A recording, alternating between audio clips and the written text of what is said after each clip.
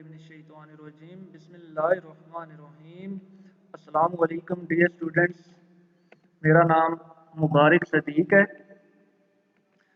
Lecturer computer science at the Hallmark college Havelian. हमने second year computer science का course start किया था। पहले वाले लेक्चर में मैंने आपको कोर्स इंट्रोडक्शन, पेपर पैटर्न बताया था। उसके बाद मैंने ऑपरेटिंग सिस्टम का जो है चैप्टर नंबर 1 का इंट्रोडक्शन आपको करवाया था। तो चैप्टर नंबर 1 का नेक्स्ट हमारे पास जो टॉपिक है वो आ जाता है मल्टी प्रोग्रामिंग ऑपरेटिंग सिस्टम। देखते हैं इस टॉपिक के अंदर मल्टी प्रोग्रामिंग के अंदर क्या चीज़ है, इसको हम फुल्ली डिस्कस करते हैं। आप लोगों ने ये वीडियो लेक्चर आखिर तक देखना है ताकि आपको अच्छी तरह से मल्टी प्रोग्रामिंग लैंग्वेज के बारे में समझ आ जाए। चलिए आइए देखते हैं कि मल्टी प्रोग्रामिंग क्या होती है। Multi programming operating system is that type of operating system which allows running of multiple computer programs simultaneously on a single processor।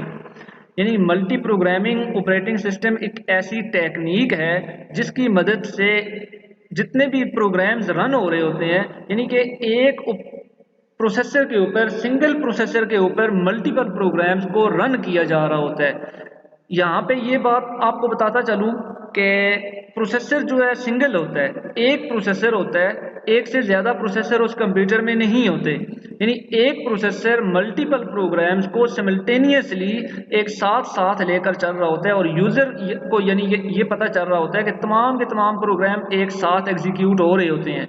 दूसरा पॉइंट भी समझ लें साथ कि in multi programming operating system several programs called jobs are active in main memory RAM of the computer. यानी कि तमाम एक से ज़्यादा प्रोग्राम्स, सेवरल प्रोग्राम्स जिनको हम जॉब्स भी कहते हैं, प्रोग्राम्स भी कहते हैं, सम टाइम उनको प्रोसेस भी कहते हैं, वो एक्टिव होते हैं यानी रेडी होते हैं एग्जीक्यूशन के लिए मेन मेमोरी के अंदर, रैम के अंदर। कंप्यूटर सिस्टम की जो मेमोरी है, रैम है, उसमें एक्टिव होते हैं, यानी कि वो रनिंग के लिए एक्टिव होते हैं। प्रोसेसर के पास, सीपीयू के पास उन्होंने एग्जीक्यूशन के लिए जाना होता है और वो रैम के अंदर मौजूद होते हैं। इस डायग्राम की मदद से मैं आपको समझा देता हूँ साथ में। फॉर एग्जाम्पल हमारे पास ये एक रैम है जिसका साइज है 512 किलोबाइट। इसके अंदर ऑपरेटिंग सिस्टम के लिए ये कुछ मेमोरी है, कुछ जॉब्स हैं, एक से ज़्यादा जॉब्स हैं, एक से ज़्यादा प्रोग्राम्स हैं या एक से ज़्यादा प्रोसेसेस हैं।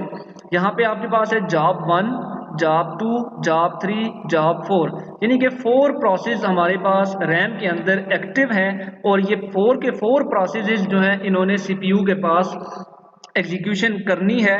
तो ये आपके यानी यूज़र को ये लग रहा होता है कि ये सारे के सारे प्रोसेस एक साथ चल रहे होते हैं। यहाँ पे एक बात आपको मैं पॉइंट की बताता चलूँ कि एक प्रोसेसर एक वक्त में एक ही प्रोग्राम को एग्जीक्यूट करने की सलाहियत रखता है, एक से ज़्यादा वो प्रोसेस को एग्जीक्यूट नहीं कर सकता। बट यहाँ पे मल्टी प्रोग्रामिंग ऑपरेटिंग सिस्टम में ये बात बताई गई है कि मल्टीपल प्रोग्राम सिंगल प्रोसेसर के ऊपर सिमल्टेनियसली एग्जीक्यूट हो रहे होते हैं। तो यहाँ पे इस बात को समझना ज़रूरी है कि क्या एक प्रोसेसर एक प्रोग्राम को एग्जीक्यूट कर सकता है, तो क्या वो एक ही प्रोसेसर मल्टीपल प्रोग्राम्स को भी एग्जीक्यूट कर पा रहा है? नहीं, इस तरह नहीं होता।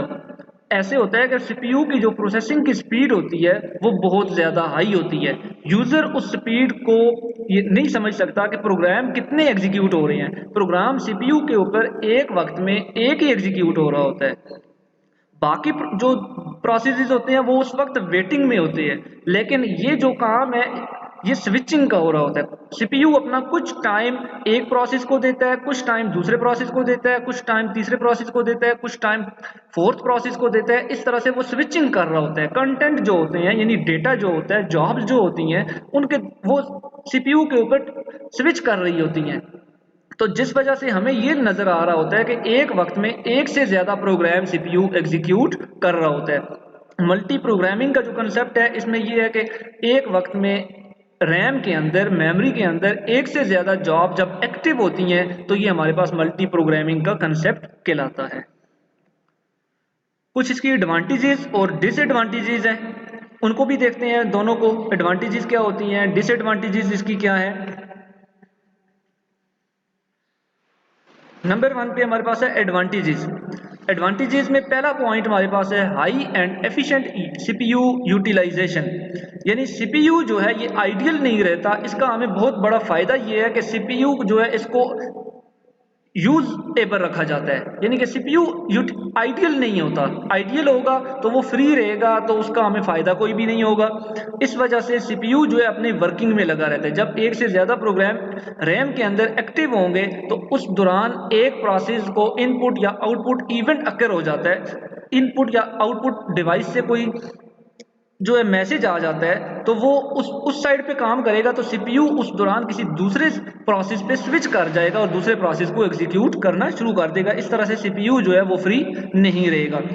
नेक्स्ट पॉइंट आ जाता है एफिशिएंट मेमोरी यूटिलाइजेशन।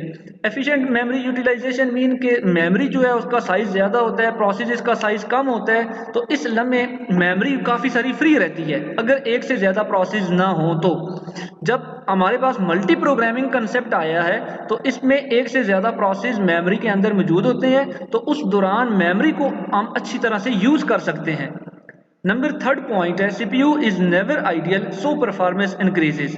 जब सीपीयू आइडियल नहीं होगा तो उस वक्त परफॉर्मेंस बहुत अच्छी होगी, क्योंकि आइडियल ना होने पर सीपीयू हर वक्त काम में लगा रहेगा और अपनी परफॉर्मेंस देता रहेगा। डिसएडवांटेजेस है कुछ। CPU scheduling is required. जब एक से ज्यादा प्रोसेस सीपीयू को मिलेंगे एग्जीक्यूशन के लिए, वो स्विचिंग करेगा उनके दरमियान, और ये भी साथ में देखा जाएगा कौन सा प्रोसेस किस वक्त एग्जीक्यूट करना है, कौन सा प्रोसेस पहले एग्जीक्यूट करना है, कौन से प्रोसेस को बाद में एग्जीक्यूट करना है, कौन से प्रोसेस को कितना टाइम देना है, या हर प्रोसेस को कितना कितना टाइम देना है। तो इस तरह से ये सीपीयू शेड्यूलिंग जो है ये काफ़ी मुश्किल है। इसके लिए आपको एक एल्गोरिथम वगैरह का यूज़ करना होता है, तो ये सीपीयू शेड्यूलिंग जो है ये लाजमी होती है, ये रिक्वायर्ड होती है इसमें।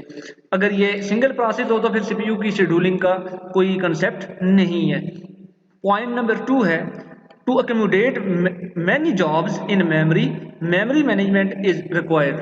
जब एक ही मेमोरी के अंदर एक से ज़्यादा जॉब्स मौजूद होंगी, प्रोसेसेस मौजूद होंगे, तो फिर मेमोरी मैनेजमेंट भी रिक्वायर्ड होगी, क्योंकि कौन सा प्रोसेस पहले आया है उसको पहले नंबर मिलना चाहिए, कौन सा प्रोसेस का साइज कितना है उसको उतने साइज में रख के बाकी मेमोरी जो है एलोकेट करनी चाहिए किसी दूसरे प्रोसेस को। तो इस तरह मेमोरी मैनेजमेंट बहुत ज़रूरी होती है। ये थोड़ा मुश्किल वर्क है, इस वजह से ये कुछ डिसएडवांटेजेस हैं इनके। ये हमारे पास टॉपिक था मल्टी प्रोग्रामिंग। उम्मीद है कि आप लोगों को समझ आ गई होगी। नेक्स्ट वीडियो लेक्चर तक इंतज़ार कीजिएगा।